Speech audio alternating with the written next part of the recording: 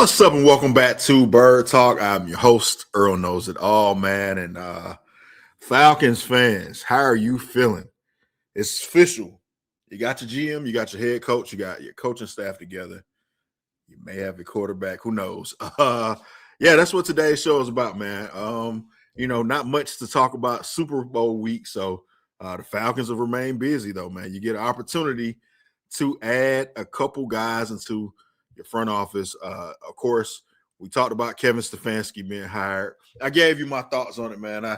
We talked about Matt Ryan being hired. A lot of press conferences going on here in Atlanta recently, man. And now, of course, my reaction to Ian Cunningham, the new GM, coming over from Chicago, former assistant GM with the Chicago Bears, now GM with the Atlanta Falcons. It's official. The gang is all here now, man. You got everybody that's going to be involved in putting this thing together, making it be what Falcon fans hope will be something that's successful. So maybe next year, the first week in February, you're talking about Atlanta Falcons in the Super Bowl. Who knows, man? You can dream, you can hope, dream the impossible dream, I guess, man. But that's what we want to get into today, man. I was a little tough on one Mr. Matt Ryan, I'll say for good reason. I'm not letting up on my take that hiring Kevin Stefanski kind of puts you into a situation where you're setting yourself up for a little bit of, failure, or I got you, or told you so when you hire a guy that has a losing record. Now, we've been over it. We've litigated it. Two-time coach of the year. I can tell you who else has won coach of the year. Whatever, man. He's here now, right? So what do?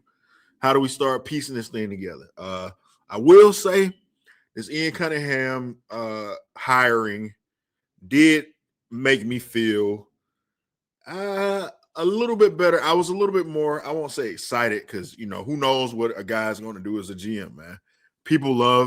Some people, my co-host, B-Woo, love Terry Fontenot. Didn't want Terry Fontenot to leave. Some of them, them's the shakes, though. If you can't get a quarterback into the building after 5 years, you probably got to go. And that's what happened with him. And truth be told, Mr. Cunningham, the clock is ticking for him and Matt Ryan and Kevin Stefanski.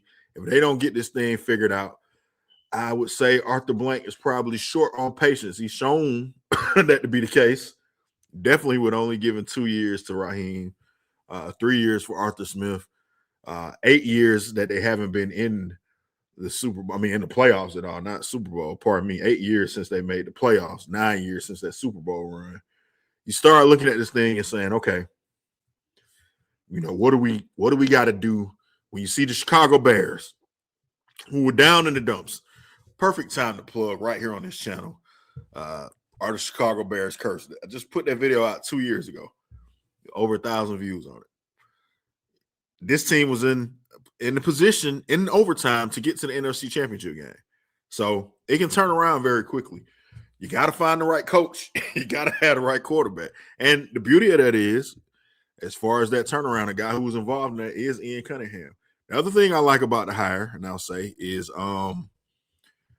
the fact that he's been in some organizations that have been well-run, maybe two of the best well-run organizations, like Howard Rosen in Philadelphia, and prior to that, with Ozzie Newsome and the Baltimore Ravens as well.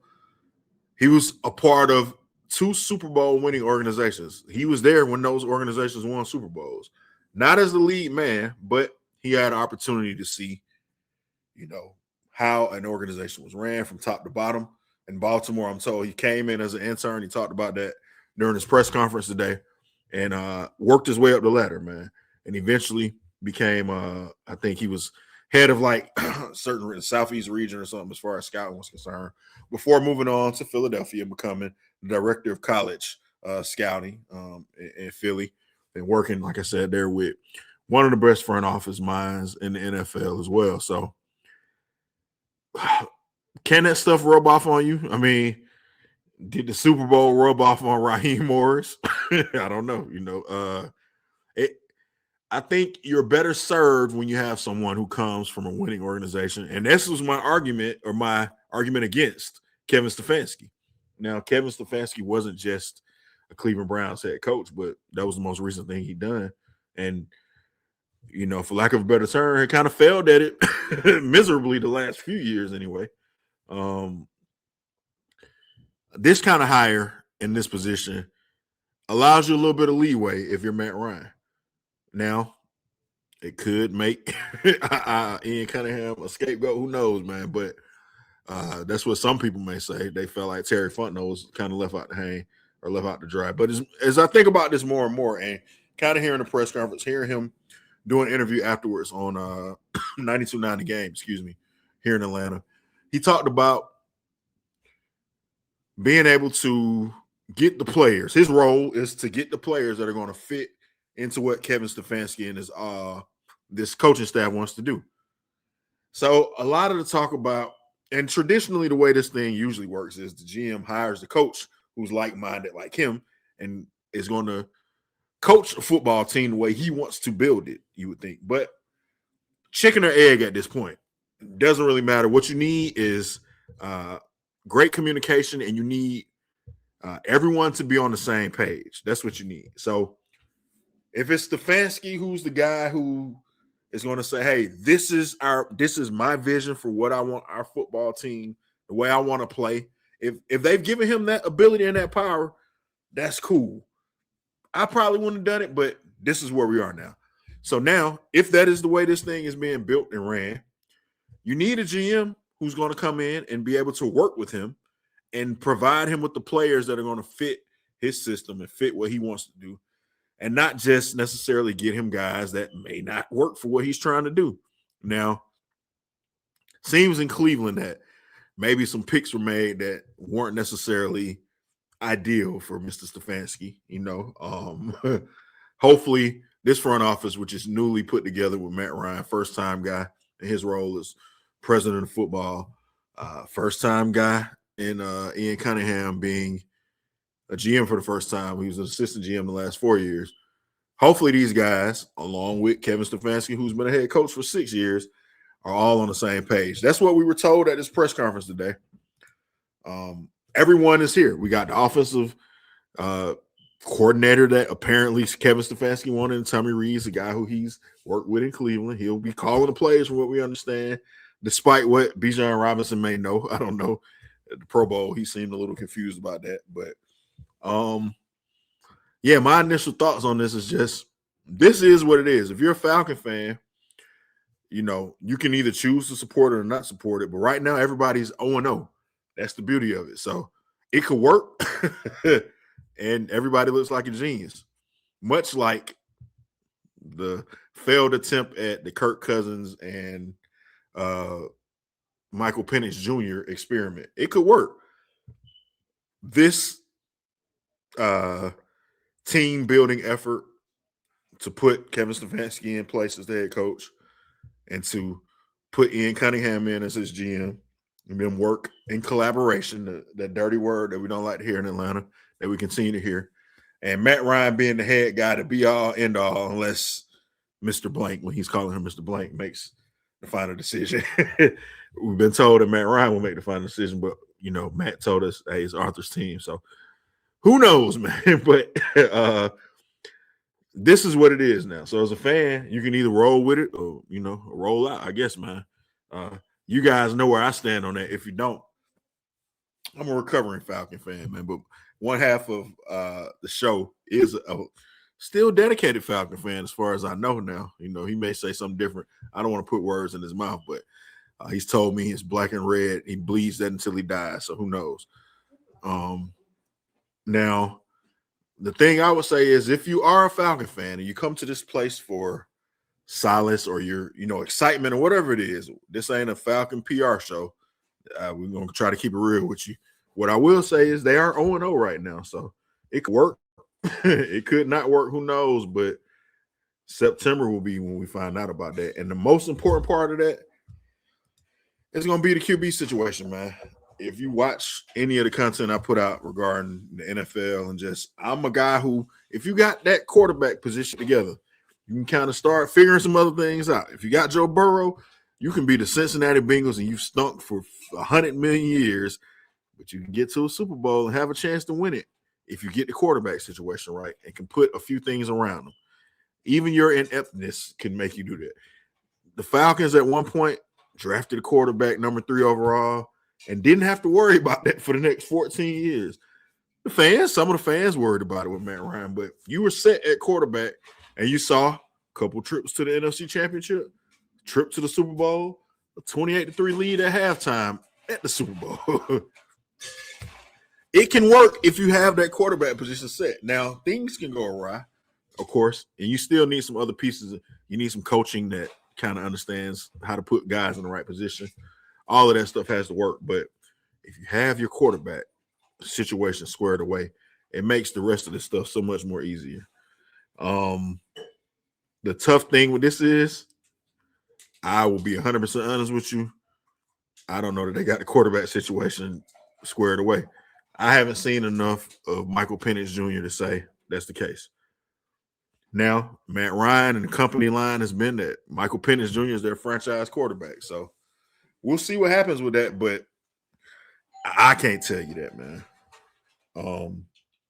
I wouldn't venture to say that I'm believing that he's the guy. It's a wait and see thing for me. And he's coming off a horrific injury too. So that's part of it. But it remains to be seen. He's 0-2. Clean slate for him. He did have an interview with Zach Klein, and he's been doing some media stuff. I don't know if it's, kind of leading up to the Super Bowl or just, what the circumstances are as far as him popping out in the media a little bit more. But he's been talking about the opportunity to be ready, his rehab, how it's going at the start of the season. We'll see what happens with that, man. We'll see. That's going to be the telltale sign. And what do they do as an insurance policy? Is it Kirk Cousins who may get cut and come back, or is it Joe Flacco, or is it Dylan Gabriel? Like, I hear some very smart people who, or I don't know, think that it could be him. What's going to be the quarterback situation? That's going to be the most important thing, man. Do you have a stopgap guy, Jacoby Brissett, or go look at the, I don't know if that's a Progressive commercial or whoever it is, whatever one of the insurance commercials that has the backup come in. That's what you need if you're the Falcons right now. Just have a guy that can step in for a second, just in case you're not ready. And then maybe you see what happens with Michael Penix. You only have 5 draft picks this year, I think. So do you spend a draft pick on a quarterback? I've been told that next year's draft class is a great draft, but they say that every year. So who knows if that's the case. But Penix is your guy right now until further notice. Stefanski is your guy. Matt Ryan is your guy. Ian Cunningham is your guy. Tell us how you feel about that, man. Comment below. Let us know. If you're a Falcon fan, how are you feeling right now? I had my rant a couple weeks ago. I was excited about Matt Ryan being the president, and then the Stefanski hire kind of did not make me be as excited. Now, like I said, Ian Cunningham, I'm kind of halfway in the middle on that. Could work, could not work. We'll see what happens. You guys comment below. Tell me what you think. Do you think this is a situation that will work? How are you? Are you feeling confident? It's the Falcons. So if you're a Falcon fan, you know anything about the history of this team, they don't always get it right, man. It's very rare sometimes they get it right. Now, with Mike Smith and Matt Ryan, it appeared that you kind of got that right early on with Dan Quinn, and, to, I guess, a lesser extent to me, but maybe a bigger extent, Kyle Shanahan as an offensive coordinator. You got that right. And got to the Super Bowl. Can you finally finish the drill and get this city a championship? Is this the regime that's going to do it? Is it Ian Cunningham, an Atlanta guy, Roswell, I guess, but Atlanta adjacent? Matt Ryan, who's become an Atlanta guy because he's been here for most of his career except for 1 year. He's made his home here. People that understand what the fabric of this city is about, who've been fans of this team, who've been rooted for, rooted against at times even on this team. Are they able to convey that message to the building and build something and approach it with knowing, not necessarily trying to acquiesce to the fans, but knowing this is serious business, man. These people are hungry for a championship in Atlanta. They want it very badly. And they're also out for blood, too. The Sharks are already circling with the Stefanski hire. So they can't be moved by that kind of stuff. If you think you've had a airtight process and you think, hey, we've done the right thing. We got our guy. I hope they are right. That's what I'll say. As my co-host likes to say, we shall see, I guess. But I'm not in the business of saying we shall see. But unfortunately, that's kind of what it is, man. I would say, hey, let hope spring eternal. You know, see what they do in the draft. One thing I did like about Ian Cunningham, he did mention that he values draft picks. He likes to have them. He said, I think they had 5 draft picks his first year there in Chicago. They ended up making 10 picks. They traded down, traded out, got more picks. That's the way you build a team. You add a few pieces, final pieces maybe through free agency, but you build your team through the draft in the NFL. So that'll be interesting to see what his approach is. Everyone seems to be in lockstep.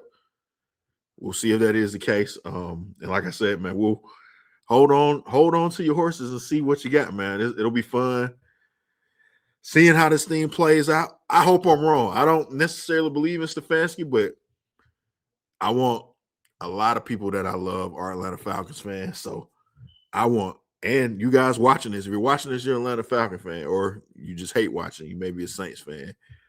How you doing, Saints fan? I hope only bad things for you and your team.